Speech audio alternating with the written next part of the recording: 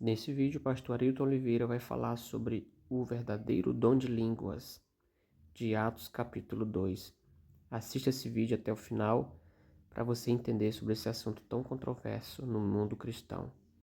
Deixe seu like se você não é inscrito nesse canal, se inscreva e ative o sino das notificações. Quando nós temos o Espírito Santo, nós produzimos na vida os frutos do Espírito. E por que alguns falam que a evidência de se ter o Espírito é o dom de línguas?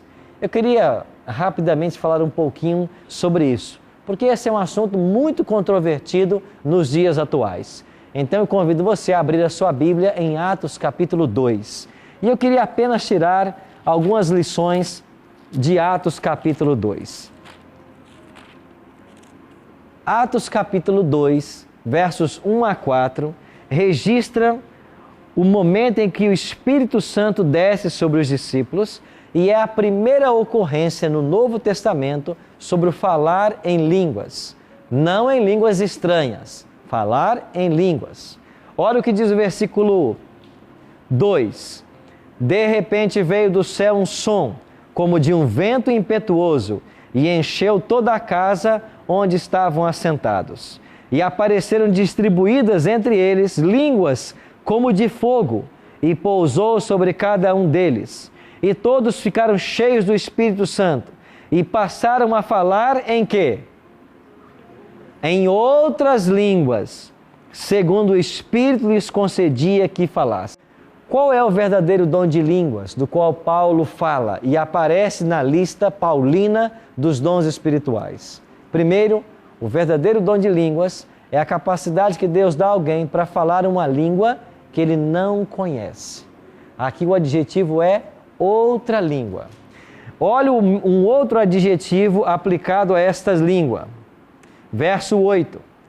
E como os ouvimos falar cada um em nossa própria língua materna. O que é língua materna? O que é uma língua materna? É uma língua pátria. Qual é a língua materna do Brasil? Português. A língua materna da Alemanha. A língua materna da Inglaterra. Pronto. Os discípulos receberam no dia de Pentecostes a habilidade de falar uma outra língua. Que língua? Uma língua materna. Que língua materna? Você em casa lê com bastante tempo esse Atos capítulo 2 e você vai perceber que aqui existiam 16 povos, 16 nações, de 16 regiões da terra e que estavam em Jerusalém para a festa do Pentecostes. E essas pessoas, medos, elamitas, naturais da Mesopotâmia, Judéia, Capadócia, Ponto, Frígia, Panfilha, Etiópia, essas pessoas não falavam o grego e o aramaico falado pelos discípulos. Então Deus queria que o Evangelho fosse pregado.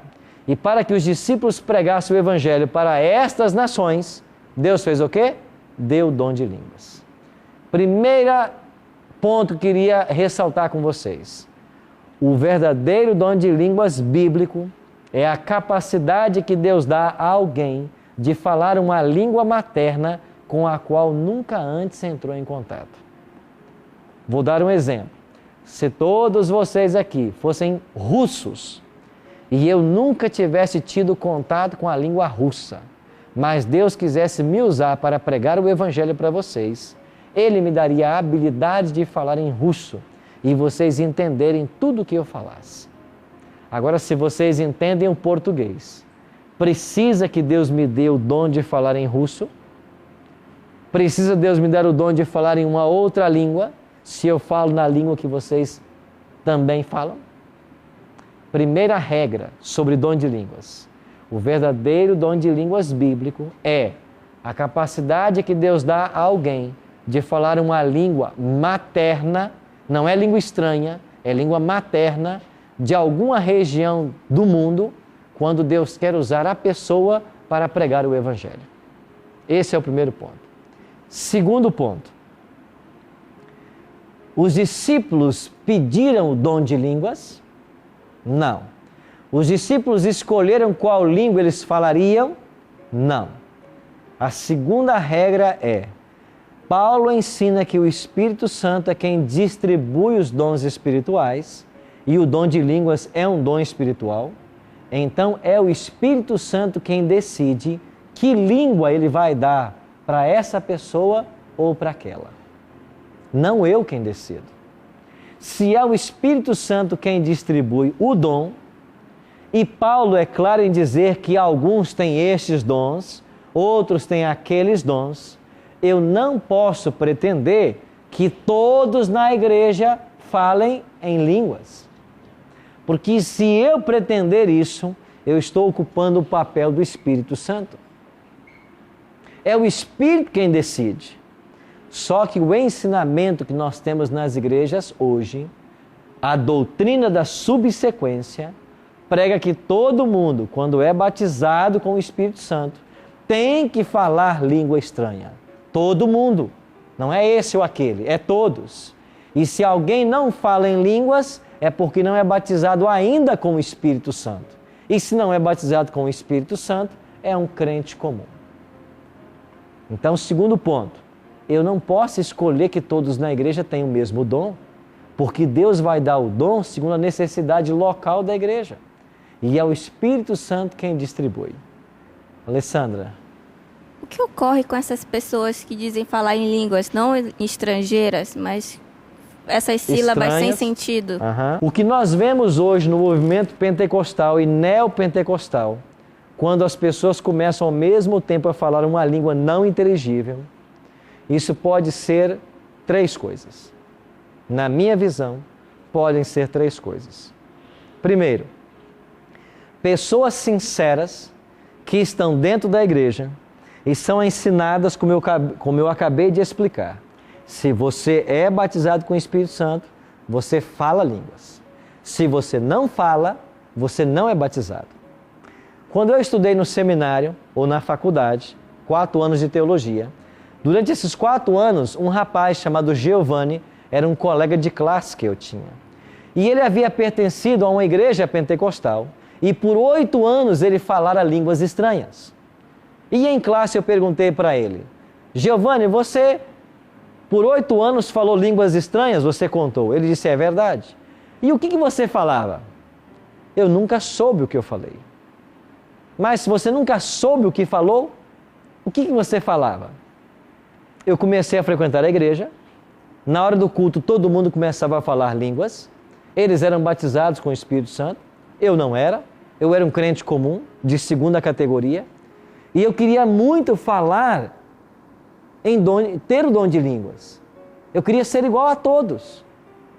E o tempo foi passando e eu fui ficando cada vez mais angustiado. E chegou um ponto que eu não suportei a angústia e teve um dia no culto que eu comecei a falar também. E eu falei, quando eu comecei a falar, o pastor disse para mim, você agora foi batizado com o Espírito Santo. E a partir daquele dia, eu falei por 8 anos línguas. Mas eu nunca soube o que eu falei, porque de fato são sílabas sem sentido. Primeiro caso, para mim, o que acontece hoje no movimento pentecostal e neopentecostal, são pessoas sinceras, que estão em busca da verdade, em busca do Espírito. E por causa dessa pressão psicológica, eles começam a falar coisas que não têm sentido, mas isto os satisfaz, porque é assim que eles aprenderam. São pessoas sinceras que estão sendo enganadas. Segunda possibilidade, na minha visão, charlatões. Pessoas que dizem ter o dom de línguas para enganar outras pessoas, como se elas fossem líderes espirituais. E eu já presenciei em algumas dessas igrejas pessoas que falavam outra língua, nesse caso o inglês, e começava a falar inglês e dizia ter o dom de línguas. Mas qualquer que entendesse um pouquinho de inglês sabia que ele estava falando em inglês. Mas a pessoa havia estudado inglês e começa a falar algumas palavras em inglês para dizer que tem o dom de línguas e que pode ser um líder espiritual porque tem o Espírito Santo. Charlatanismo. Terceiro caso, e eu tenho que dizer isso com muito carinho para vocês. Eu acredito que há casos dentro do movimento pentecostal e neopentecostal que seja possessão demoníaca. Possessão demoníaca. Ao ponto da pessoa estar tão longe de Deus que usa estas coisas para benefício satânico. O diabo controla essas pessoas e elas começam a pretender falar alguma coisa que ninguém entende nada e ninguém está sendo edificado. Então, para mim, o que acontece hoje podem ser essas três hipóteses. Um outro detalhe: o dom de línguas é a habilidade de falar uma língua materna que Deus pode me dar para alcançar alguém com a pregação do Evangelho. Segundo, eu não posso pretender que toda a igreja tenha o dom, porque diz Paulo que é o Espírito Santo quem distribui os dons. Terceiro, quando o Espírito Santo der o dom para alguém, quer seja ele de línguas ou não, o apóstolo Paulo, em 1 Coríntios capítulo 12, ensina que todo dom espiritual ele tem dois objetivos: edificar e instruir a igreja.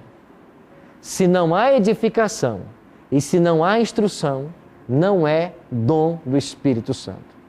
Aí eu pergunto para você, e para você que me assiste em casa, quando num culto todo mundo começa a falar uma língua ininteligível, onde a palavra de Deus fica relegada a segundo plano, onde não se estudam as verdades contidas aqui, e o povo permanece sem conhecer o que Deus revelou, mas todo mundo fala ao mesmo tempo, uma língua que ninguém entende. A pergunta é: quanta instrução e quanta edificação está acontecendo em igreja tal? Quanta instrução? Quanto que as pessoas sabem da doutrina sagrada de Jesus Cristo? Quanto que elas aprendem nesses cultos? Eu já disse para vocês que Satanás ataca hoje a Bíblia, não é queimando mais a Bíblia, não é matando quem prega, mas é colocando os pregadores com a Bíblia debaixo do braço.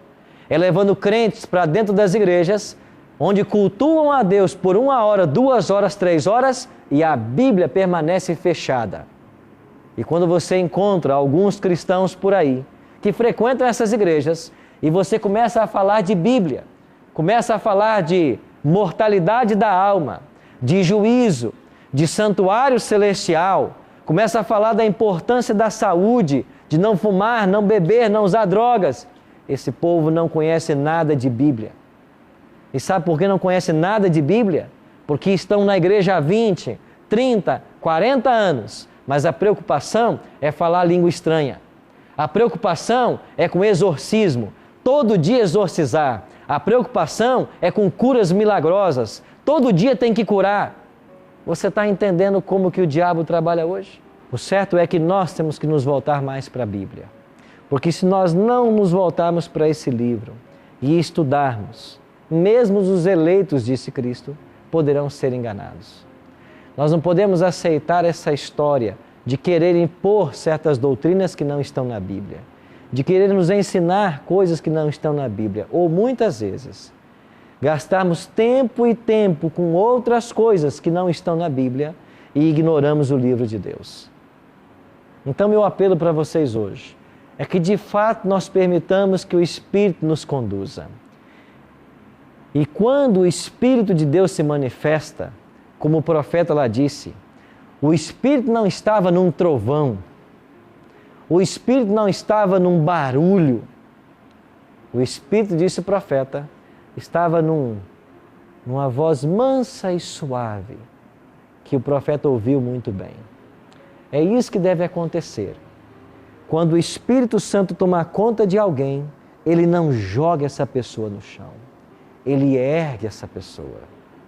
Não existe essa história de o Espírito Santo tomar você e jogar você no chão. A Bíblia não tem isso. O que joga no chão é o demônio. O Espírito Santo, ele ergue as pessoas. E se nós formos susceptíveis a essa influência, é isso que ele fará conosco. Ele nos erguerá cada vez mais.